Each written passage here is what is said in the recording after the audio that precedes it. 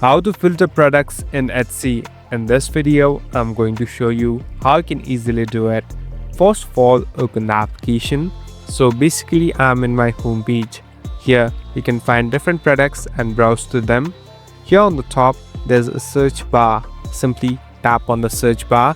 Now, simply enter the keyword that you want to search or the product that you want to search. So here, I'm tapping on one.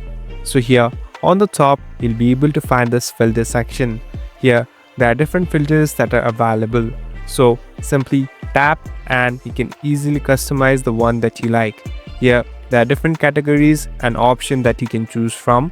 So select the one and at last tap on show. So all the filters will apply to the products and you can easily find it. Thank you for watching this video. I hope this video will help you.